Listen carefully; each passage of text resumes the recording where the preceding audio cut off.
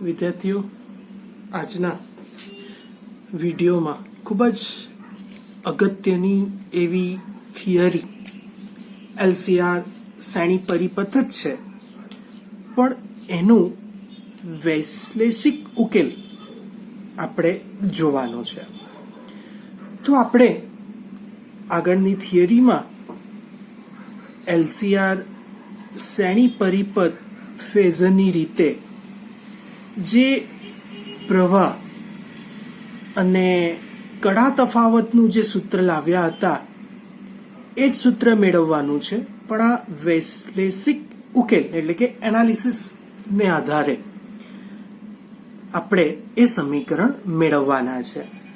તો અહીં L, C અને આર એ શ્રેણીમાં જોડેલા છે, જેની સાથે ઓલ્ટરનેટિંગ કરંટ એસી જોડવામાં આવે છે. તો આ જે પ્રાપ્તિ સ્થાન છે એ પ્રાપ્તિ સ્થાનનો વોલ્ટેજ કેટલો હોય એટલે કે ઓલ્ટરનેટિંગ કરંટનો, તો એ આપણે લઈ લીધો છે પહેલેથી V બરાબર VM સાઇન ઓમેગા ટી જેટલો, જેને સમીકરણ નંબર 1 આપીએ છીએ. હવે કિર્ચોફ નો બીજો નિયમ, કિર્ચોફનો બીજો નિયમ કોના માટે પડાય છે? તો આપણે જાણીએ છીએ કે બંધ ગાળા માટે. તો આ સમીકરણમાં જો આપણે કિર્ચોફનો બીજો નિયમ એપ્લાય કરીએ તો ઇન્ડક્ટરના બે છેડા વચ્ચે વિદ્યુતસ્થિતિમાનનો તફાવત એટલે કે VL, એ જ રીતે કેપેસિટરના બે છેડા વચ્ચે વિદ્યુતસ્થિતિમાનનો તફાવત એટલે કે VC, વત્તા અવરોધના બે છેડા વચ્ચે વિદ્યુતસ્થિતિમાનનો તફાવત એટલે કે VR બરાબર ઓલ્ટરનેટિંગ કરંટ એટલે કે પ્રાપ્તિ સ્થાનનો વોલ્ટેજ હું V લખી શકું છું. કોના લીધે? કિર્ચોફના બીજા નિયમને આધારે.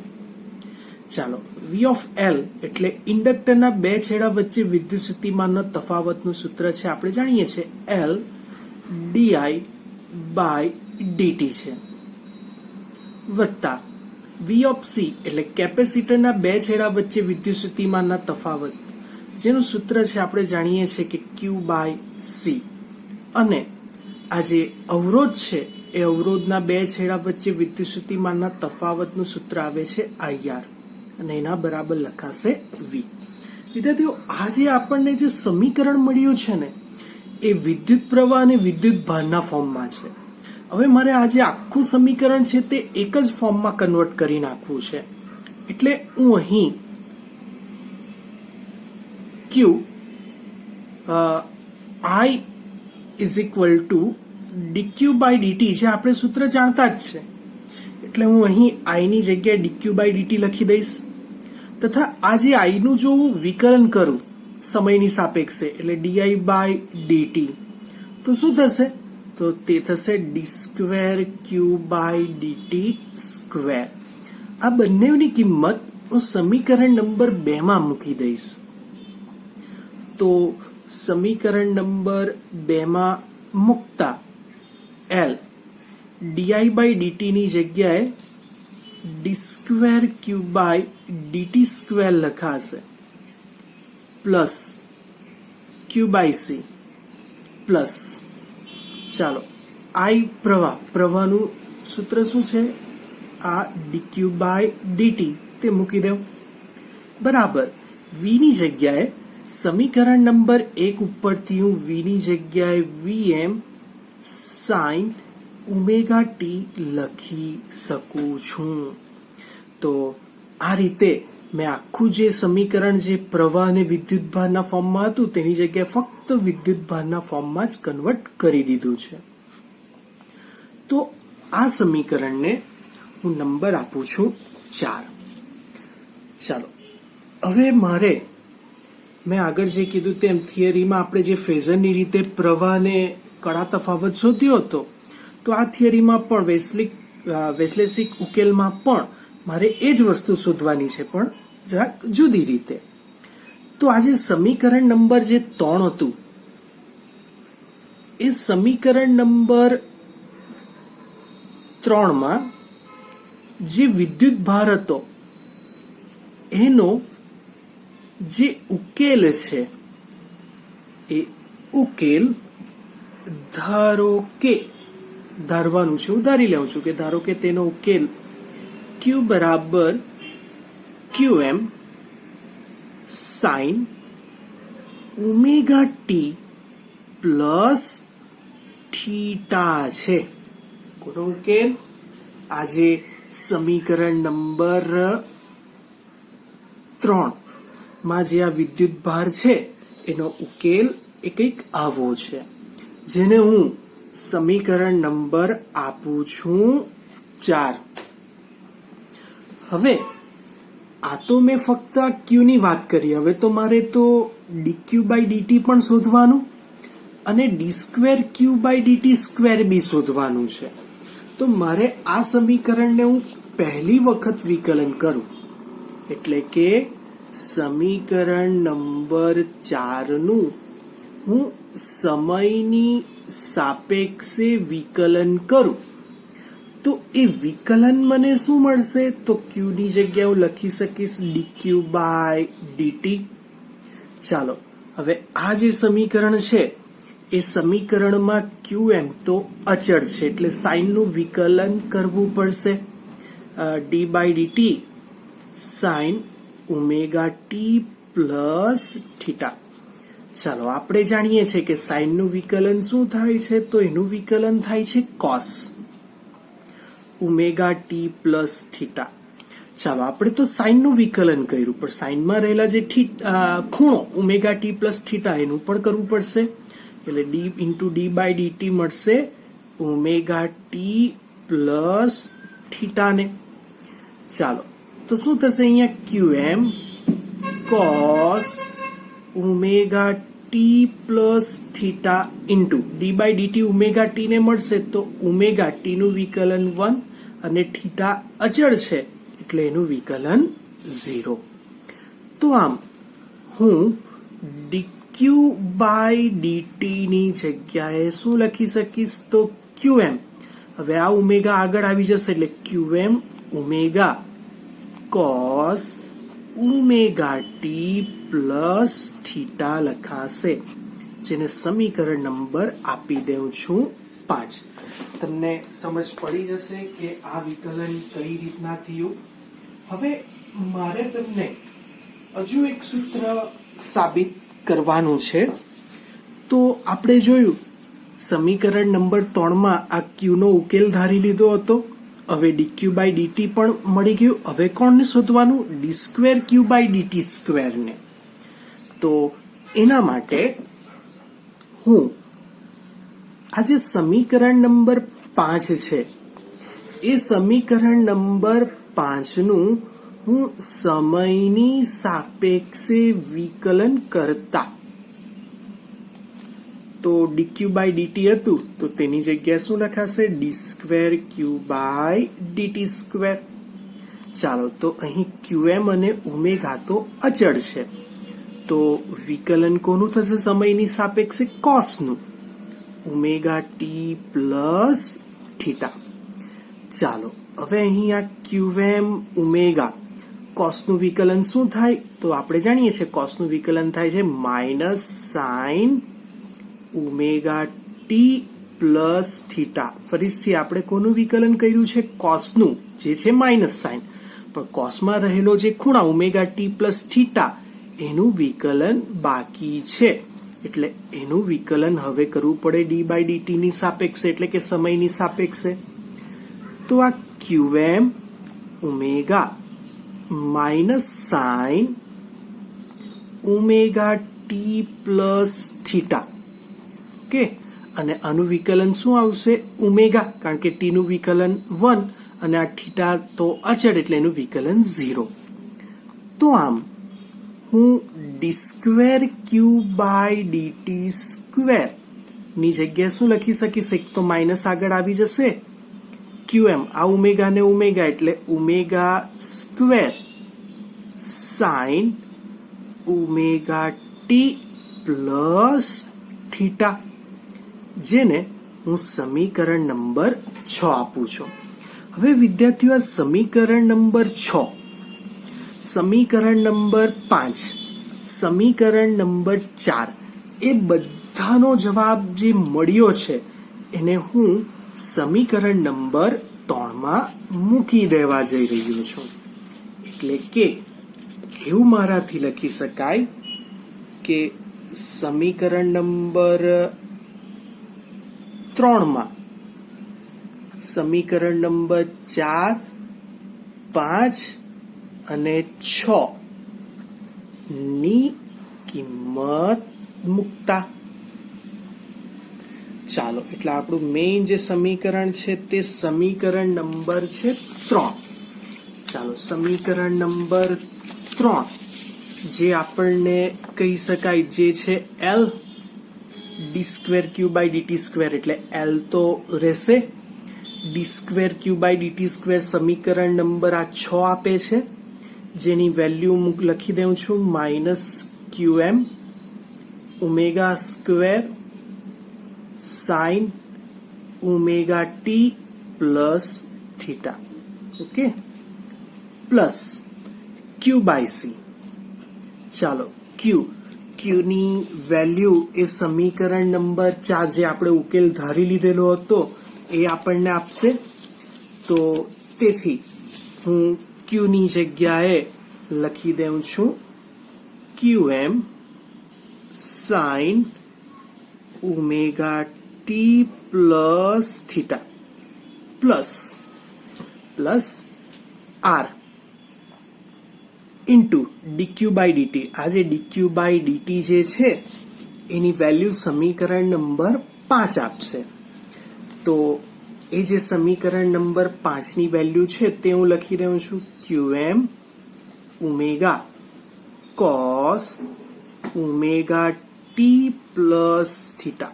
ઓકે, અને is equal to vm sine omega t.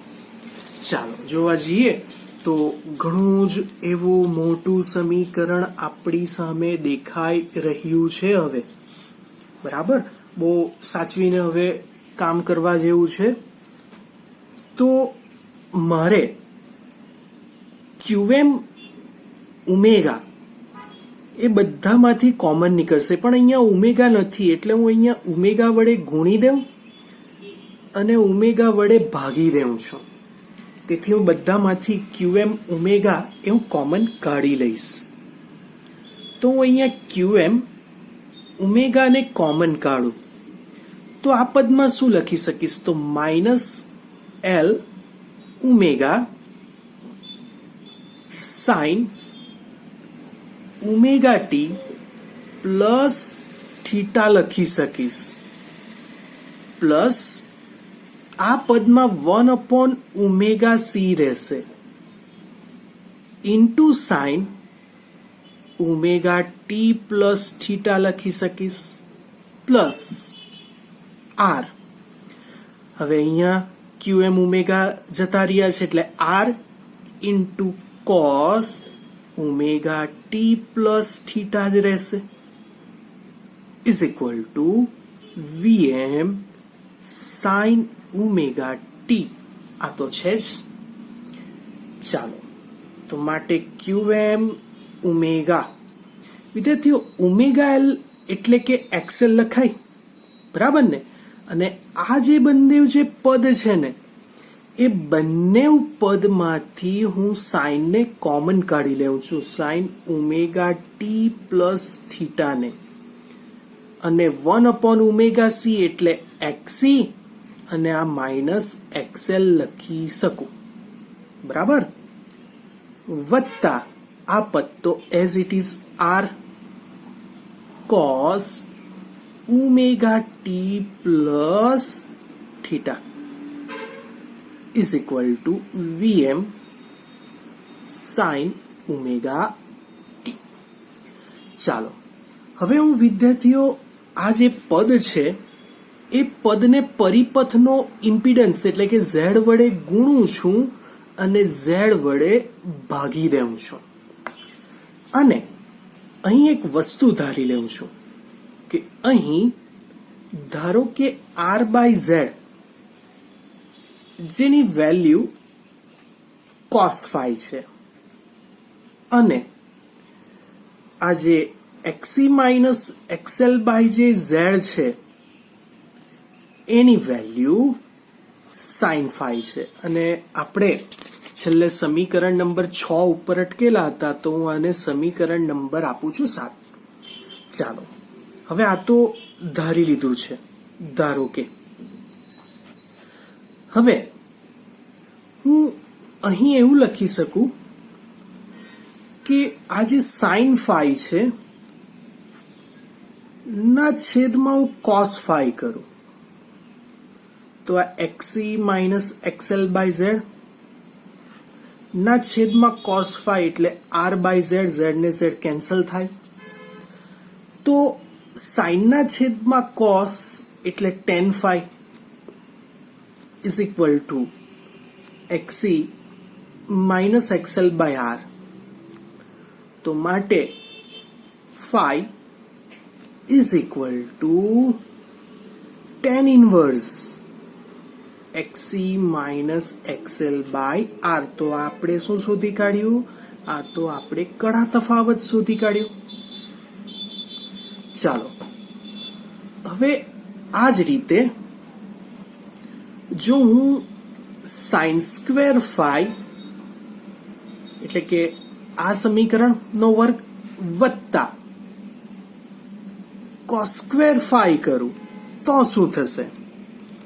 ચાલો તો સાઇન સ્ક્વેર એટલે કે એક્સી માઇનસ એક્સએલ બાય ઝેડ આખાનો વર્ગ વત્તા કોસ સ્ક્વેર એટલે આર બાય ઝેડ આખાનો વર્ગ. તો સાઇન સ્ક્વેર વત્તા કોસ સ્ક્વેર એટલે તો 1. આ એક્સી માઇનસ એક્સએલ નો વર્ગના છેદમાં ઝેડ નો વર્ગ વત્તા આર નો વર્ગ છેદમાં ઝેડ નો વર્ગ. આ ઝેડ નો સ્ક્વેર કોમન નીકળે ને અહીંયા આવે તો અહીંયા Z square is equal two આને જરા ક્રમમાં લખી દઉં તો આર સ્ક્વેર વત્તા એક્સી માઇનસ એક્સએલ આખાનો વર્ગ લખી શકું છું.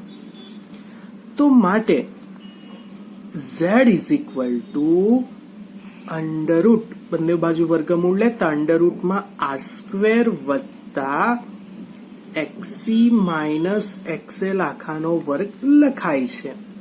તો આ આપણે શું શોધ્યું? તો આ જે આપણે શોધ્યું એ શોધ્યું છે ઇમ્પીડન્સ ઝેડ. તો હવે આપણે આ જે આર બાય ઝેડ બરાબર cos phi, XE minus XL by Z બરાબર સાઇન ફાઈ, ફાઈની વેલ્યુ અને ઝેડની વેલ્યુ જે આપણને કામની છે એ વેલ્યુ ને હું સમીકરણ નંબર 7 માં શિફ્ટ કરું છું.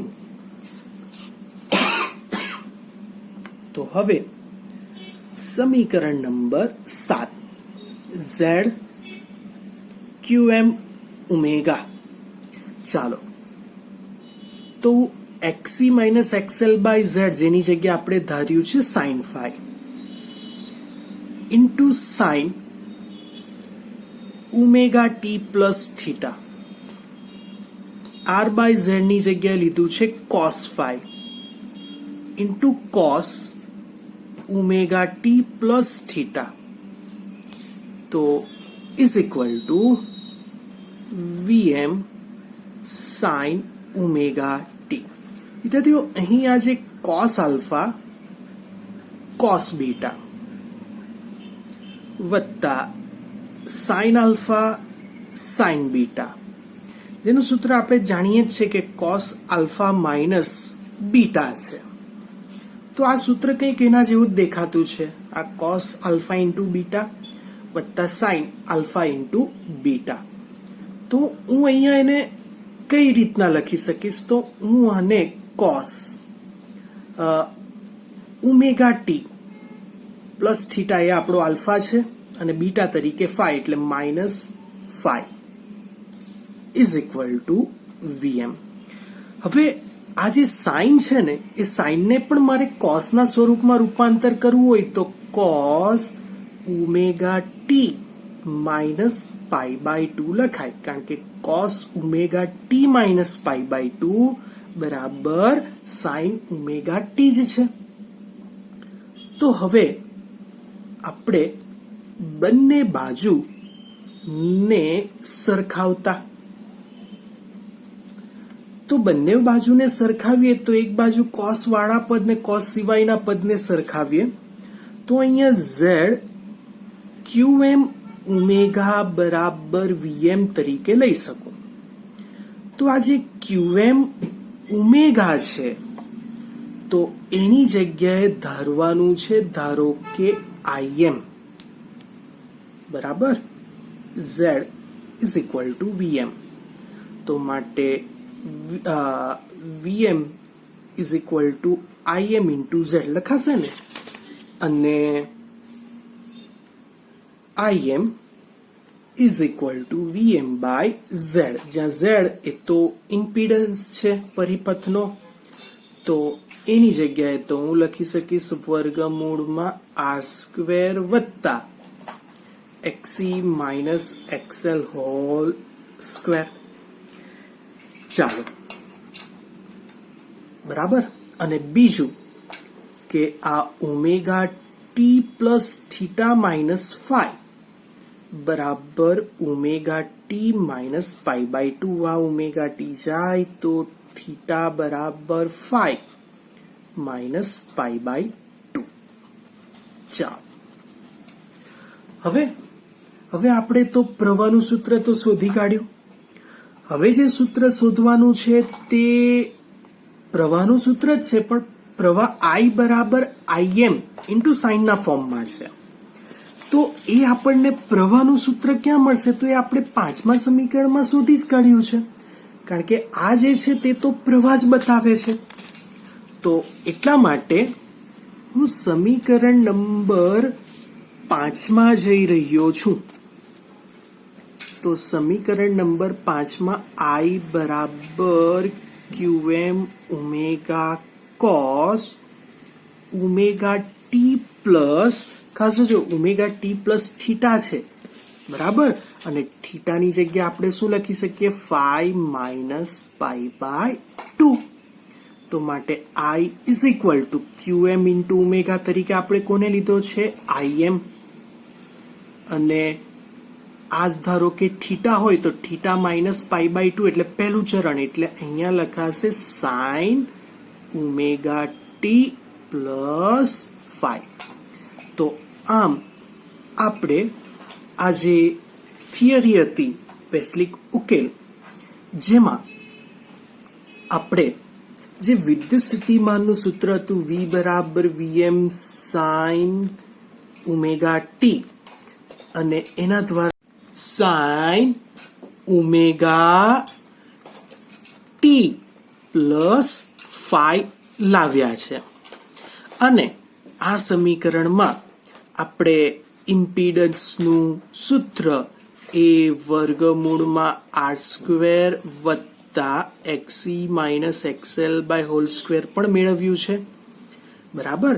અને ફાઇનલી કડા તફાવતનું સૂત્ર tan inverse XE minus XL by R. તો આપણે આટલા સમીકરણ અહીં તારવવામાં આવ્યા છે. વિદ્યાર્થીઓ, આ જો થિયરી જોવામાં આવે તો આ જે થિયરી છે એ ટોટલી મેથેમેટિકલ સ્ટેપની છે. જો તમે આ થિયરીનો 2 વખત લખીને પ્રેક્ટિસ કરશો તો કંઈક આવડશે એવી છે, કારણ કે આ થિયરી બોર્ડમાં 100% 2 થી 3 વખત પૂછાઈ ગયેલી છે, એટલે ઘણી ઇમ્પોર્ટન્ટ છે. આ થિયરી 3 માર્કમાં બી પૂછી શકાય, અડધી 2 માર્કમાં પણ આવે, અને આખી 4 માર્કમાં પણ પૂછી શકાય એ પ્રકારની છે. ને બોર્ડમાં 3 વખત પૂછાય જ છે, એટલે આનો એકદમ બરાબર વાંચન કરવું, ને કંઈક નહીં સમજ પડે તો અહીં પૂછી લેવું. તો હું જો 2 માર્કની વાત કરું તો 2 માર્કમાં તમને એમ પૂછાય કેલ્સિયા શ્રેણી પરિપથનો વૈશ્વિક ઉકેલ માટે કિર્ચોફના બીજા નિયમનું સૂત્ર લખી એનો ઉકેલ તારવો. એટલે આપણે કિર્ચોફના બીજો નિયમ લખવાનો, એનો ઉકેલ એટલે આ સમીકરણ 6 સુધી જવાનું. પછી એમ પૂછે કે તમને કે એલસીઆર શ્રેણી પરિપથ માટે જો કડા તફાવતનું સૂત્ર મેળવો તો તમારે અહીંયા સુધી આવવું પડે અને એમ પૂછે કે પ્રવાહનું સૂત્ર વોલ્ટેજનું સૂત્ર V બરાબર Vm sin ઓમેગા t ધારી પ્રવાહનું સૂત્ર I બરાબર Im sin omega t plus 5 તો આપણે આખી જ થિયરી આને સમજાવવી પડશે.